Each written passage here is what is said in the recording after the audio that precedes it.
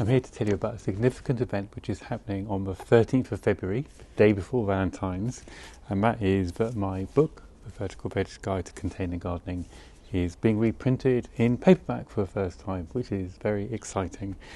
And it's funny because when I look back at work I've done, I normally am pretty dissatisfied with it. I think, oh, that could have been so much better. But I have to admit, when I look at this, I think it's actually not too bad.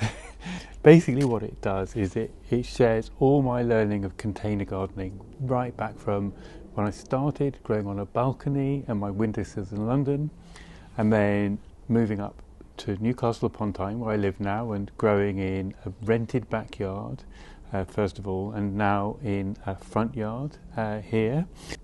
And I think it really covers everything you need to know to grow in containers successfully.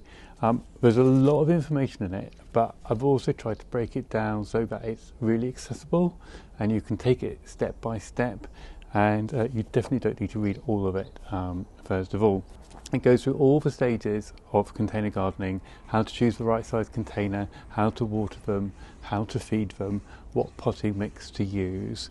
But then it also looks at things like the challenges of growing in the city in a small space.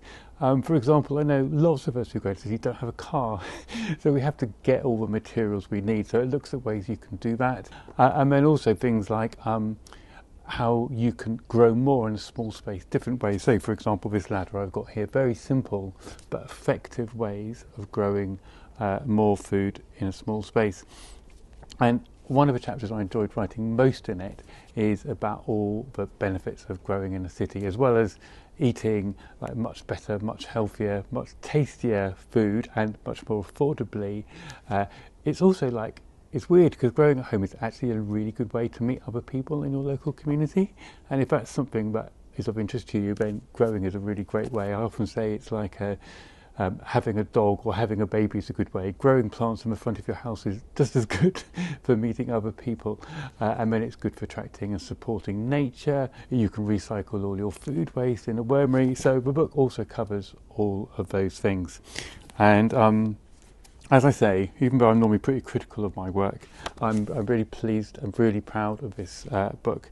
And I was delighted when it won the Garden Media Guild's award for the best practical gardening book in 2022. One of my friends joked about, well, how could you have a gardening book which isn't a practical book? But there you go.